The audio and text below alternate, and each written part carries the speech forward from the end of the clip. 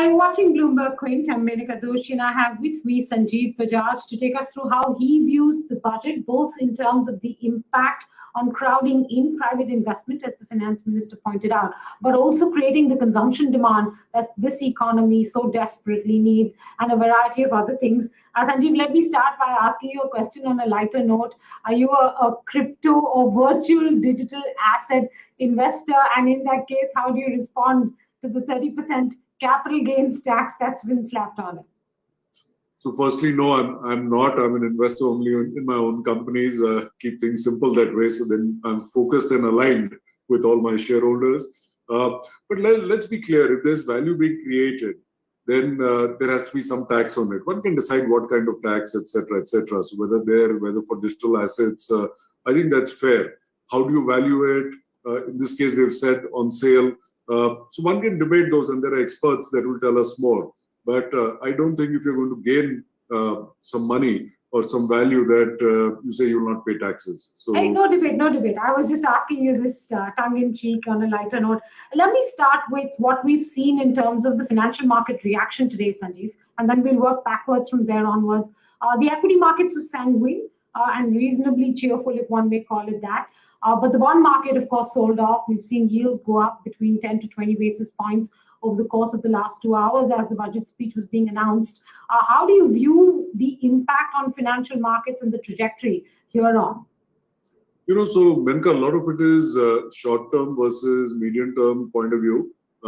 Very clearly, with the focus on growth and on putting in more money into high-quality investments, into infrastructure investments, you are going to see the impact on that, on jobs, which will help consumption, which will help the overall economy grow. And that's where you're seeing the equity markets react positively. But there is a chance that in the short term, there could be inflationary pressure. That's where the bond markets are reacting. I believe that between our government, especially the finance ministry and the RBI in the last couple of years, very close collaboration has helped us in create a path for ourselves on fiscal and monetary stimulus and the balance that a country like ourselves needs compared to what many other Western countries have done. And my hope again is going forward that between the RBI and the finance ministry, there will be collaborative discussions. And what we will see is a moderate policy moving ahead, taking into account realities both on growth as well as inflation. And of course, on the fact that we don't live alone in this world, what's happening around us. But how concerned are you about the sort of the sharpness of the curve from here onwards when it comes to rates? I believe you will see, so you're already seeing some tightening, but I think more for a shorter period of time as output from not only the new infrastructure investments, but infrastructure investments even made in this current financial year, plus additional investments coming in from the private sector, which is now stepping up in new capacities after the last couple of years, actually the last 3 or 4 years now, if you think about it. All this should help moderate that in a period of time. Okay, let me put this question to you from the point of view of a growth-oriented budget. Yes, of course, infrastructure investments, multiplier effect, higher quality, all of that's good, but there is a gestation period to it, Sanjeev. And what the budget seems to have missed, what some critics might say, is it skipped a beat with regards to the sectors worst affected right now and the people worst affected right now, and the fact that it needed to do or find a way to immediately help boost consumption. How would you judge, on a big picture basis, the balance between these two that the finance minister either achieved or didn't fully achieve?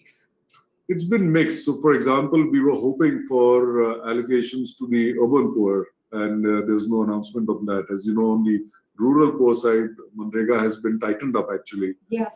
So those were, I would say, unfortunate surprises. But Manrega, food subsidy, I think, the free grain program, I think the expenses towards all of that has been narrowed. Correct. And if we are talking about it, I'm sure it's something that they are fully aware of it. And in our ongoing discussions, I'm sure that we will know more from them. On the other hand, if you see on the MSME side, the credit guarantee scheme that has been extended, they've added another 50,000 crore, especially for hospitality and related sectors. So I would say that's where the positives come in as well.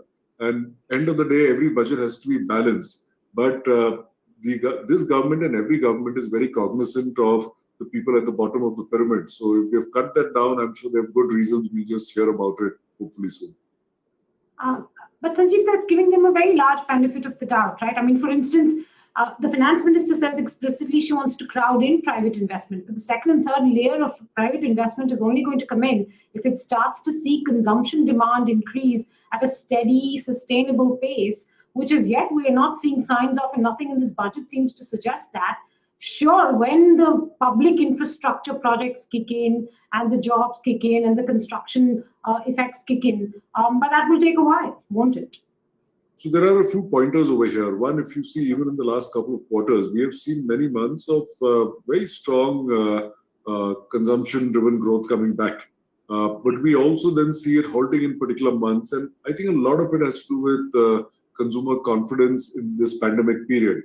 The second wave was a tough wave versus that this third one seemed to be far better in control with all the investments that's been brought in on healthcare. And then the micro-containment strategy, very localized lockdowns for short periods of time.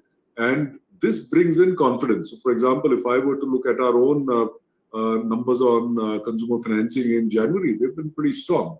And I know we are not that one swallow that a summer makes, but where I would hope that the government continues to focus on is on the next possible wave. So focus on, with the right medical experts advising you, expanding boosters, go mix and match, bring in the next generation therapeutics, because you could always have another worse strain. So prepare for that, because if consumer confidence stays on course, you will see demand coming back. That's one point. Second is that if you see this government over the last couple of years, they have not found favor for directly subsidizing consumption. They're more focused on the supply side, believing that while it takes time, it has more lasting impact.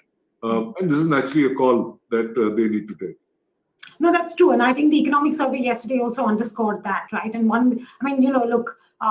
had they focused dramatically on consumption, that would also have had negative implications for inflation in the immediate course.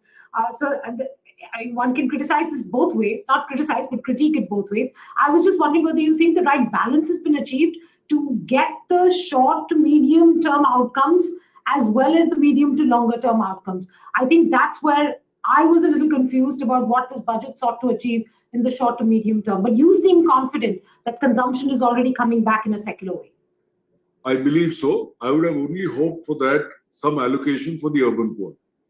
Okay. What else stood out for you in this budget? I mean, there are a variety of different announcements across different sectors, besides the big focus on capital expenditure. For instance, what came to me as out of the blue is the new policy to take the place of the SEZ Act. So I'd love to know what you thought of were the key standouts.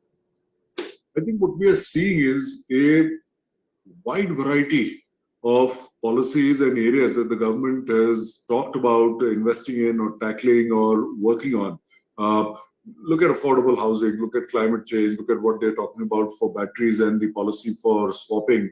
We are talking about startups, incentivizing them. We're talking about defense production. 65%, if I remember hearing right, will be set aside for domestic companies. R&D, joint collaboration on defense happening over there. The entire digital world that we talked about and various investments over there, which will help set up many more years of growth. Of course, all this has to be implemented right, it goes without saying. So there actually, I would almost say, are there too many areas? Because now we need execution in each of those areas and we will all be monitoring those. But if we get these right, and to be fair to the finance minister, she has talked about hence this budget not only being for this year, but really sowing the seeds for the next 25 years. And I'm sure there's more that's going to come. So I think it's a very wide-arching budget that tries to bring in a whole set of new areas into focus, tries to fund them, tries to identify collaborations. For example, the green bonds they're talking about hybrid bonds where the government will invest up to 20%, private sector separately. So there are just so many areas, and as we get into more details, I'm sure we'll find out more. So to me, the positives are that a lot of this has been touched upon, and we know this government focuses on execution. But execution in so many of these areas requires the center to work with the states. We hope that should happen. Additional allocation on spending has happened to the states as well. So we hope they see that. So eventually the God is going to be in the execution. Sure. What were you disappointed most by? Yes, so as I said, we were hoping, one, for some support to the urban poor. That didn't happen. Second is a lot more focus on skill building. As a country over the next 10 years, we probably need 100, 150 million jobs in the category between the highly skilled and the unskilled. So very good quality electricians, plumbers, the entire vocational training part which Germany does so well. And that's what NSDC is supposed to do, but we need version 2 of that as well. Maybe we'll hear about it next year. So I would say these are two standouts. Otherwise, the focus on policy continuity, as I said, no funny taxes, and the growth focus on infrastructure related investments are all welcome. All right, Sanjeev. Thank you so much for your quick thoughts on the budget this afternoon. Thanks for joining us here on Bloomberg Quint.